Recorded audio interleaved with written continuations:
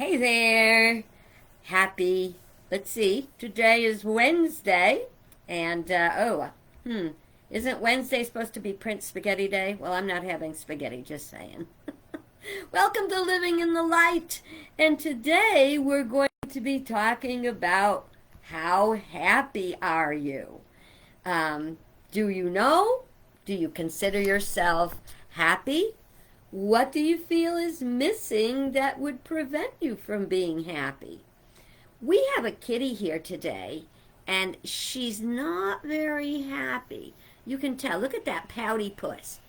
She's mad because I haven't given her treat yet.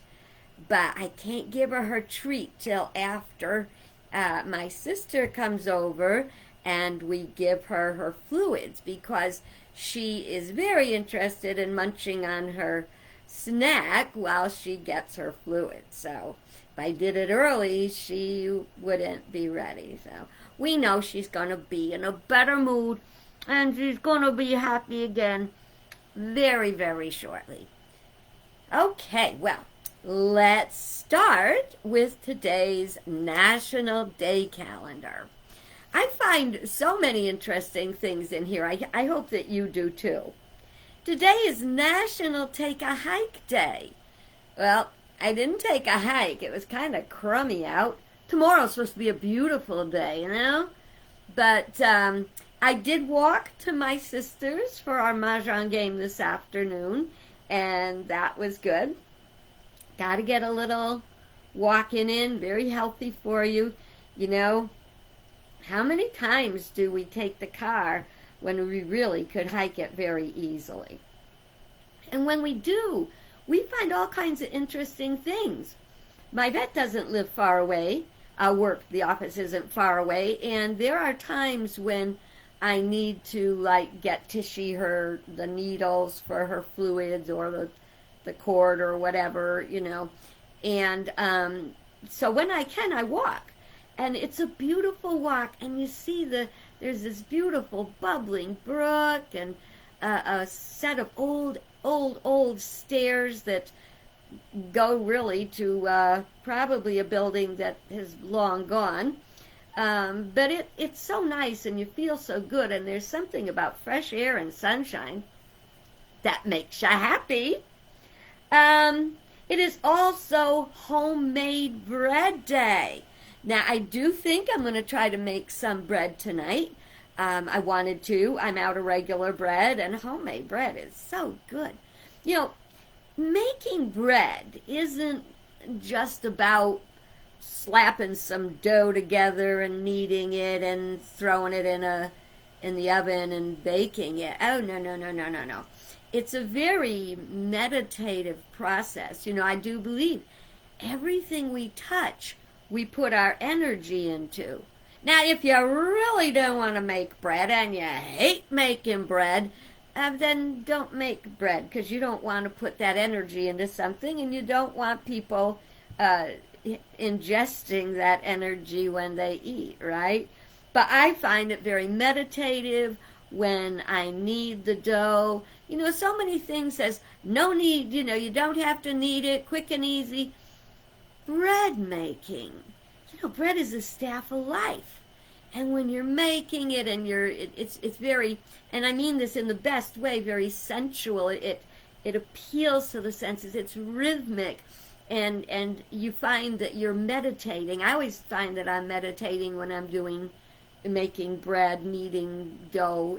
It's just really, you know, meaningful. So don't think about it's got to be quick or I don't want to make it. Some things you want to give time to. It is Educational Support Professionals Day. You know, the kids may go to school and you know, you're happy for the teachers in college, even if you take college courses on your own. We don't notice the army of education professionals or educational support professionals. They're the people that work in the cafeteria, work in the office, the maintenance, secretaries. There's all kinds of people that get make school, make education work. So let's think about that and honor them today. Here's one you're going to like when you hear it. You might not like it so much when I'm done. And we were just talking about this the other day. It's National Baklava Day. Now, if you never had baklava, I'm pretty sure you would like it. But making it, it is a stressor. You make it with phyllo dough, and phyllo dough is it literally is paper thin dough. I think even thinner than some paper, because it will break very easily, and you have to keep a damp towel across it when you're making baklava so that it doesn't dry out. So you peel off a sheet, and you brush it with butter, melted butter, and then you put another sheet and another sheet, and you do that for several sheets. Then you put in the filling, which is crushed nuts and sugar and cinnamon, and you make a layer of that, and then the rest of the package of the phyllo dough, same thing, butter it, layer it, butter it, layer it, butter it, layer it. It's got like a bunch of layers. Then you put it in the oven. Oh, and this delightful fragrance comes out of the oven. And that's not enough. You then take a little kind of a syrupy thing that you make out of sugar, water, and lemon juice. Oh, yeah. And you drizzle it across the top. And that's the good part. The challenging part is that each piece of baklava, and the pieces are not but that big, is 350 calories. They are 60% fat, 34% carbs, and 6% protein. So you could call that a guilty pleasure, because it is a pleasure to eat it. The only pleasure in making it is that you see the product of all your hard work. So it's really a cool thing. All right, and it is, well, what better? Starting in 1650? Oh, no, that's when baklava was first introduced, 1650. But it is National Butter Day. Well, what is the Julia Child said everything's better with butter. And, what is her name? Paula Deen says that a lot. So she agrees with Julia Child. Now, having to do with all this, more or less, it is Winston Haxon's birthday, born in 1916, and this has nothing to do with baklava. I don't know why I said that.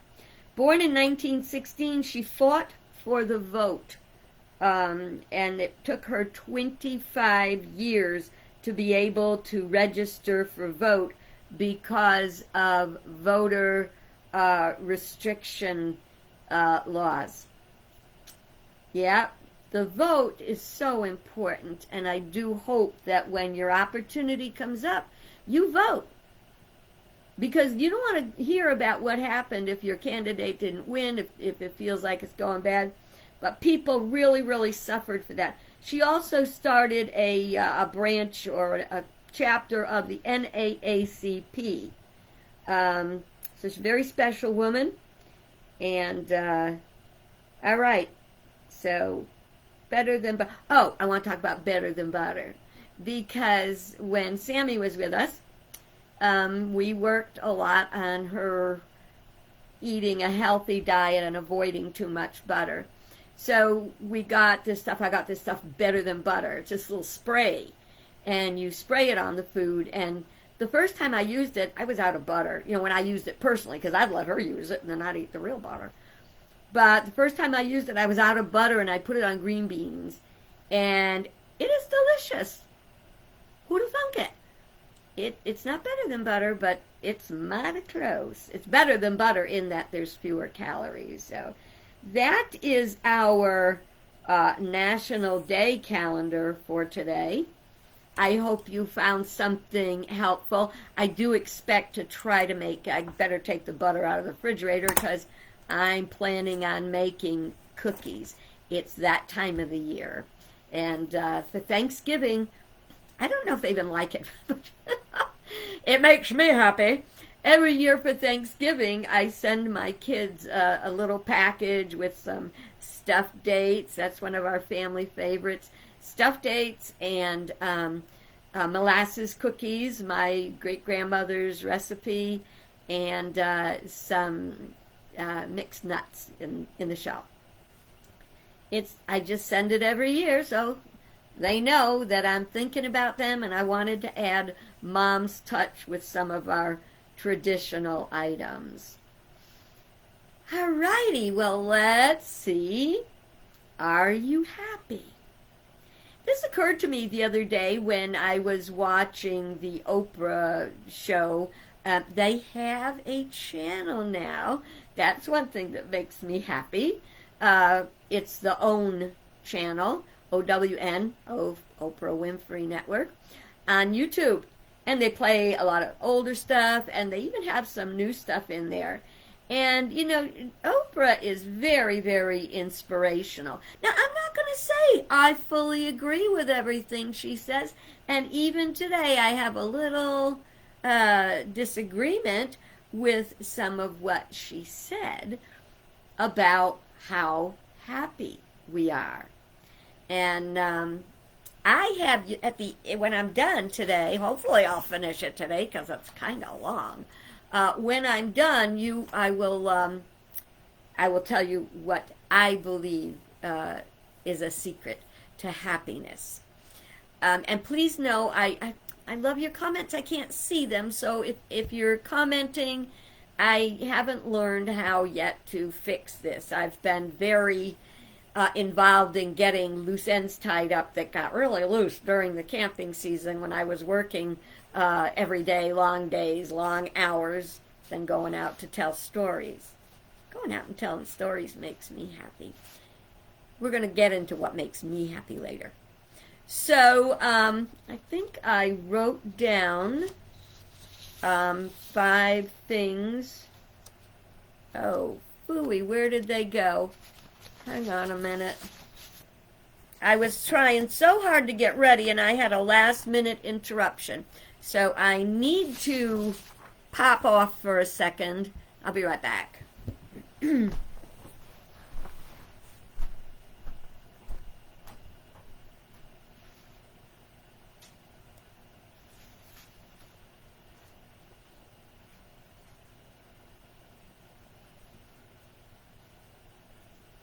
I can't find it. Wow. Huh. All right, I found it. Okay. So remember I said you might want to have a paper and pencil. Why don't you, if you've got it, just make a tick mark for what I read. And the first thing is, this is a test, the happiness from the Oprah show. Number 1, in most ways, my life is close to ideal. Number 2, the conditions of my life are excellent. Number 3, I'm satisfied with my life. Number 4, so far, I've gotten the most important things I want in my life. And number 5, if I could live my life over, I would change nothing. How'd you do? You know, when I realized that I did not necessarily agree. If I answered those questions perfectly honestly, I don't know that I would get anything right except I am satisfied with my life.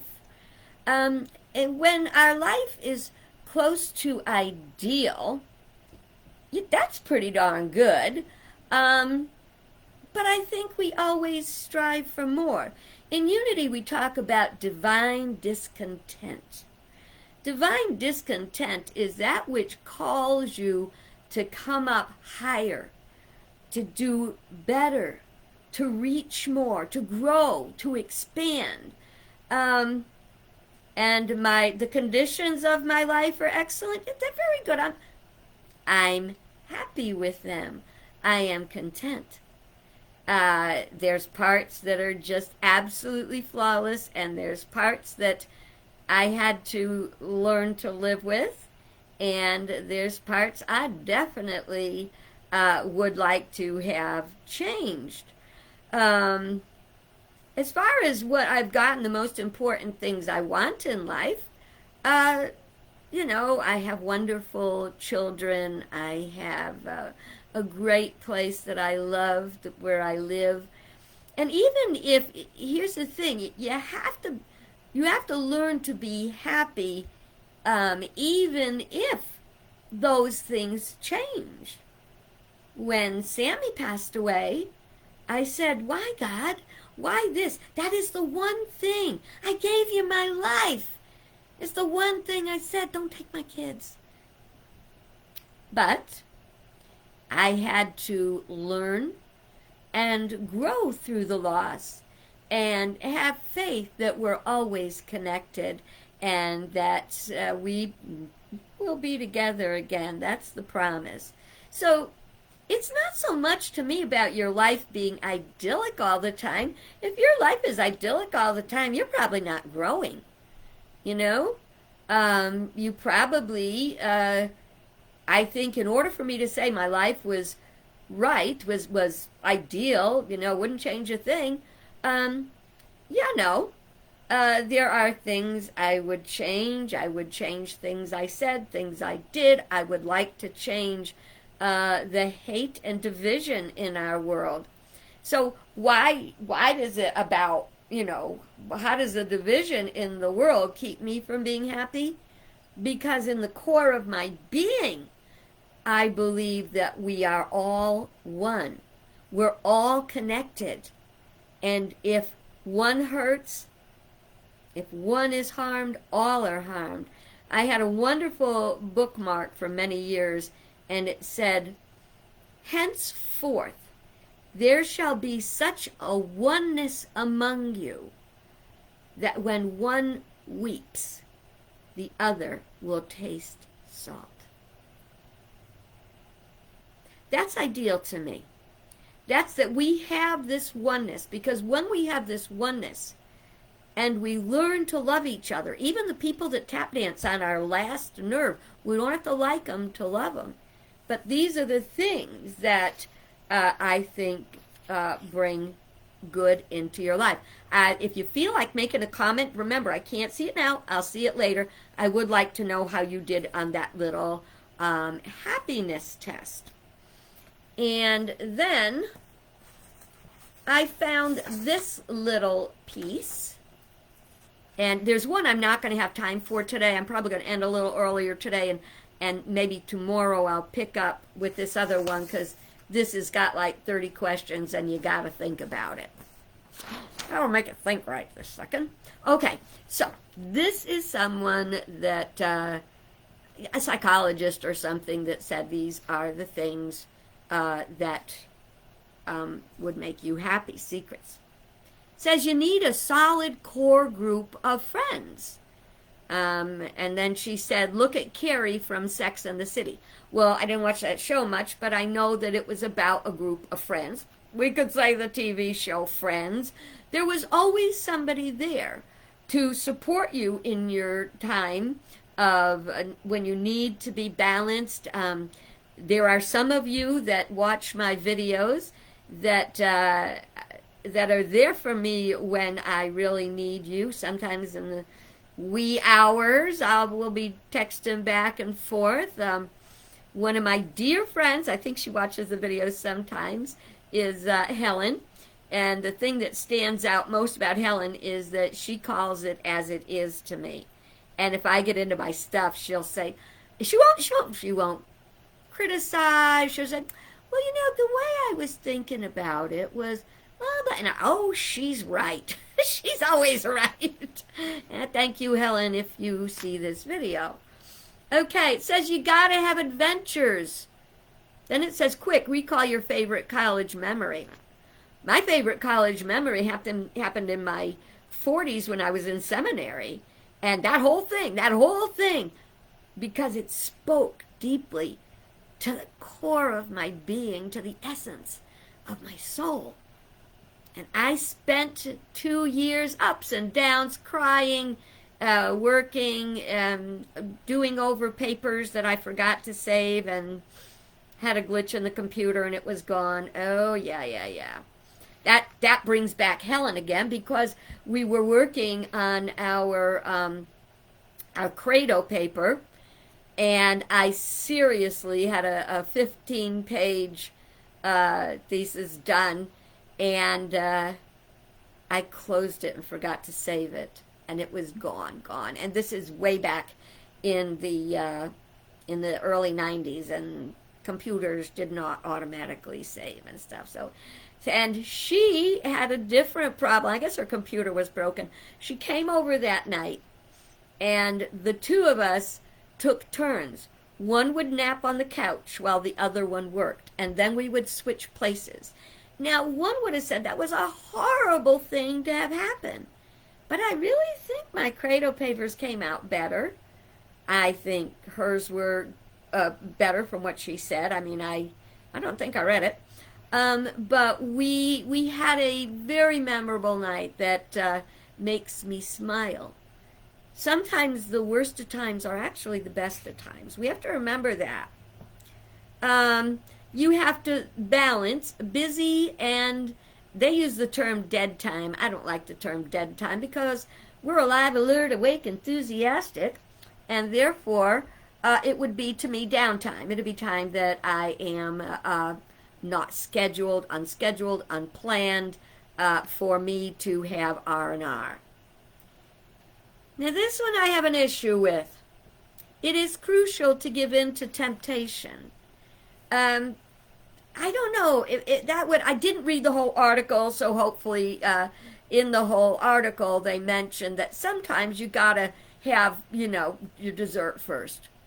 Sometimes you have to treat yourself. But as far as a temptation being something you would regret, like if you're out to dinner and you have a cocktail and then you're finished eating and you know that your limit is a cocktail, one, and then you give into the temptation of having two, you could really regret that. So I think that you give in to temptation in a way that you pamper and honor yourself and kind of treat yourself, as long as you're not doing anything that's not healthy for you. It says liking yourself is non-negotiable. I do like myself, as they say, warts and all. So, yeah, I make mistakes, and sometimes I will give myself a piece of my own mind. What were you thinking when you did that? But it's okay, because I know I love myself. And then I correct myself and remind myself I love myself. And there was a great song. There's so much good music and stuff like that out there that never made it big. In our Unity community there was, and the song was done by a couple of guys called Alliance, and it said, I love myself the way I am. There's nothing I need to change. And at the end of the song it says, you don't so much change as grow, I didn't want to subject you to the whole song. All right, and then it said you must stop mentally browsing. Now, mentally browsing is where you look at all possibilities to the point that you cannot make a decision. You don't just make a decision and then you question your decisions. sometimes if I question like something that I have said or think or believe, um, the one thing I know is I take my daily prayer time every day. And as I pray, because I've asked for direction and that everything I do, think, feel, say, because I ask Spirit to make it words that would please God, then then I figure, well, I told God, give me the direction, then off I went. So I believe that because I'm coming from Spirit, I'm making right decisions. Okay, so I am got 5 minutes left. So I guess I'm going to try to give you some of my secrets for happiness.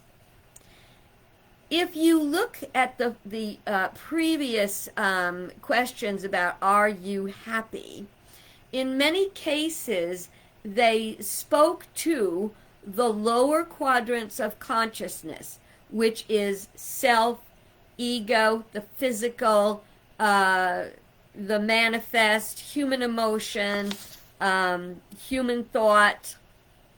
So they were all about like the self, the ego. I'm not saying the ego is evil or anything like that. I'm saying we're here to transform our lower half to, as we say, bring it into the light, to lift it into the light. I find that the secret to happiness for me is trying to live most of my time in the upper quadrants, which are intuitive sensing. As you practice lifting yourself up, just, and this isn't some ultra religious thing. It's a spiritual thing. We're all spiritual beings, so it doesn't matter what church you go to or how you pray. But if you take some time every day to lift yourself up, you will become sensitized, so that you will literally feel it when you're making a wrong or error. We call it error move. Something you may regret, something that may cause you personal, physical, mental, or emotional harm. But you will sense it. So when you're intuitive sensing, you know if something you're thinking is out of line or something you're feeling is out of line. So staying grounded in the upper two quadrants is really important. That's where spirit is, spirituality. That's where you want to spend most of your time, not down in the physical, because down in the physical is where we make our mistakes, so that we learn. If we lift ourselves up at least, once a day, take some time, we'll find that we become very sensitized to the vibration of the energy that is our self. And you can learn more about the quadrants. I'm not pushing, but I'm not self-promoting, but because you can go on to Amazon and you can read my book in Kindle. It's either $4.99, or if you've got a Prime account, you can even read it for free. So I'm not trying to promote myself. I'm trying to inspire you, and you can learn about the 4 quadrants of consciousness in that book. You're going to be happy if you align with your personal values. This is not comfortable. It's uncomfortable and inconvenient many times when we have to admit when we made a mistake, when we have to call someone out on something they did that hurt us or somebody else or even themselves. We speak our truth with love. I know I say that a lot, but it's worth repeating. Of course, you want to take care of your physical, mental, and emotional state. You want to eat healthy, sleep well, exercise, and prayer and meditation works on the mental and emotional part. And here's one that takes a lot of effort, and it's so worth it, is to find and live your mission in life. We all have a mission. through a work that I did with a book by Lori Beth Jones called The Path, which you can find. Also, there's a workbook that goes with it. And I really honed in on the fact that my personal mission is to know, love, and serve God as I inspire others to do likewise. I think that is, I didn't get myself anything to drink, so I'm sorry. Got a little coughing going on. No water, nothing nearby. I'm just about done anyway. So find and live your mission. I'm going to pick up the last piece tomorrow. So for now, think on that. I think I gave you something to really think about. Have a bright, beautiful, better than average day. Bye-bye.